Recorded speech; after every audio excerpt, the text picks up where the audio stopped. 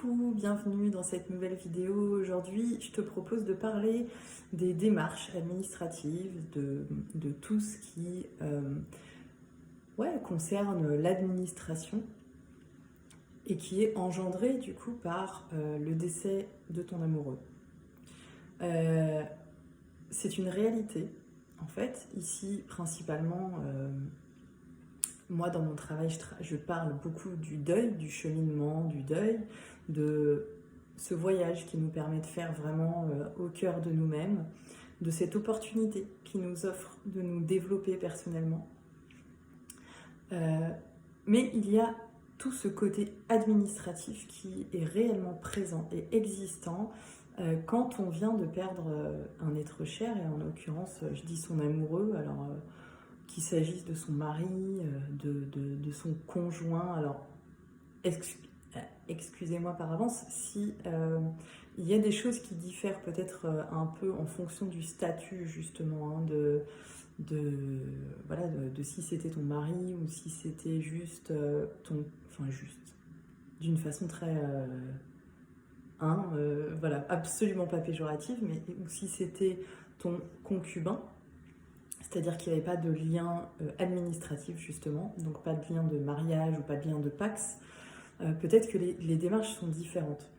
À vrai dire, je l'ignore et c'est pas le but de cette vidéo, donc j'ai pas fait de recherche à l'avance. Excusez-moi, donc je vais parler de ce que je connais. Moi, j'ai été liée par un Pacs en fait avec mon amoureux. Donc, je sais que toutes les démarches administratives qui ont suivi, en fait, en lien avec nos enfants, parce qu'en plus on avait des enfants, il y a ça aussi qui entre en jeu. Il y a aussi qui entre en jeu si oui ou non vous avez acheté des choses ensemble, des biens immobiliers notamment ensemble. Voilà, il y a toute la question de l'héritage et tout ça.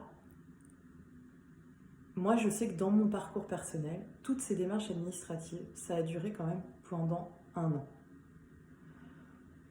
Il a fallu 12 mois pour gérer toutes les démarches administratives. Donc nous, on était liés par un Pacs, on a 2 enfants, et on avait acheté un bien immobilier ensemble. Donc toutes les démarches ont duré 1 an. Et ce que je voudrais transmettre à travers cette vidéo, c'est surtout que pendant cette année-là, je me suis rendu compte que j'ai eu l'opportunité de me lancer dans d'autres démarches administratives pour X raisons, pour comprendre, voilà. Et en fait, je me suis rendu compte que j'avais le choix entre finalement préserver mon énergie, parce que déjà, ça je l'ai compris plus tard, mais en tout cas je le sentais, une chose est sûre, c'est que je le sentais vraiment. Déjà le deuil, c'est une phase en fait qui prend beaucoup d'énergie, comme je le répète très régulièrement. C'est une période de notre vie qui est très énergivore, parce que il se passe tout un tas de choses à l'intérieur de nous qui nous pompent énormément notre énergie. Et en fonction de l'entourage qu'on a, peut-être encore plus quand on a des enfants, effectivement notre énergie elle est consommée très rapidement, et en fait il y a beaucoup plus qui est consommé que d'énergie qu'on a réellement nous qu'on arrive à produire. Donc on est en déficit énergétique pendant un petit moment, et du coup c'est vraiment face à ça que j'ai ressenti cette possibilité de faire des choix. Il y a des moments où j'ai eu l'opportunité de m'engager dans d'autres démarches administratives supplémentaires, on va dire, qui n'étaient pas des démarches administratives obligatoires. Et quelles qu'elles soient, et je me suis rendu compte, et moi ce qui m'a aidée en tout cas, c'est de me dire ça, j'ai le choix entre mettre mon énergie encore, que je n'ai pas, du coup, puisque comme je viens de le dire, j'étais déjà en déficit énergétique. Donc soit mettre l'énergie que j'ai pas dans une nouvelle démarche, soit finalement laisser les choses couler de ce côté-là, accepter qu'elles ne soient pas exactement comme j'aurais aimé qu'elles soient, mais que là, en fait, je suis aussi dans une période où c'est important que je préserve le minimum d'énergie que je n'ai pas et que j'aurais aimé avoir, quoi. Bref, tu vois ce que je veux dire. Donc voilà, je crois que c'est important, parce que finalement, pour moi, ça fait aussi partie du cheminement, quelque part, parce que c'est apprendre le renoncement. Renoncer à quelque chose, peut-être à un combat ou voilà, à une démarche qu'on aurait aimé faire en temps habituel ou voilà, où on est au top de notre forme et où on a toute notre énergie. Et là, accepter nos limites et se dire non, en fait, là c'est pas la période de ma vie où j'ai envie de faire ce genre de truc-là, où je suis énergétiquement capable de faire ce genre de truc-là. Donc, quelque part, c'est effectivement travailler un peu sur le renoncement. Et pour moi, ça a vraiment été une étape. La deuxième chose que je souhaite partager par rapport à ces démarches administratives dans cette vidéo, c'est la façon dont on va aborder les choses. C'est-à-dire que moi, je me rappelle avoir reçu des courriers que j'ai sentis un peu oppressants.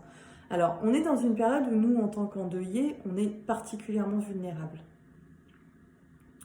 On a tendance à absorber ce qui se passe parce qu'on se bat en fait chaque jour, chaque minute, chaque seconde avec ce poids indéfinissable qui nous pèse là, qui nous écrase à chaque instant.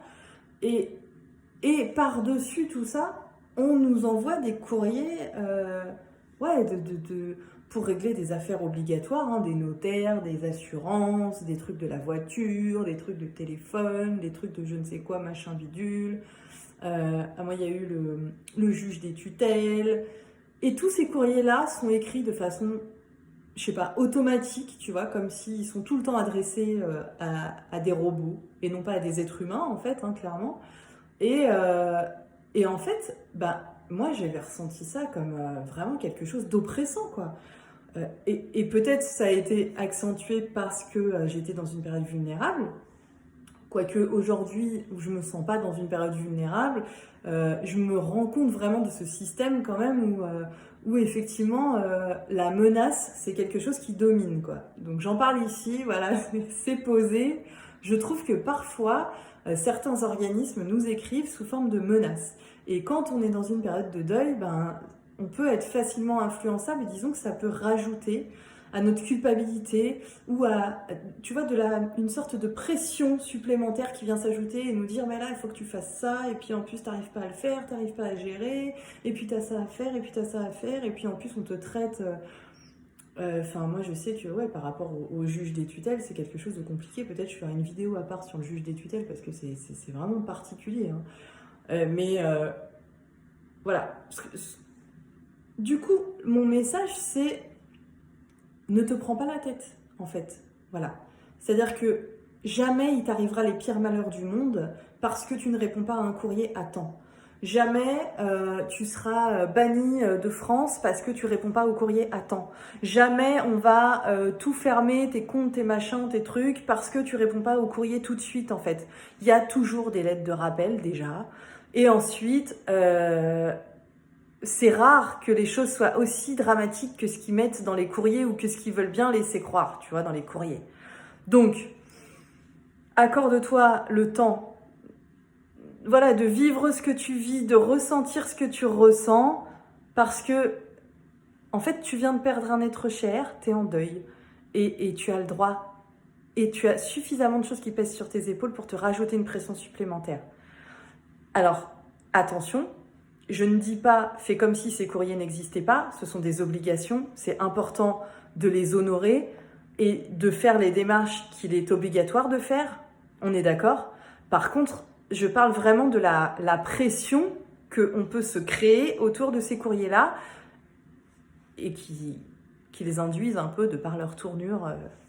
Voilà ce que je voulais partager dans cette vidéo. Comme d'habitude, si tu as des questions, si tu as des choses que tu as envie de partager, si cette vidéo te fait réagir, n'hésite pas à partager en commentaire. Je te fais des grosses bises, à bientôt. Ciao.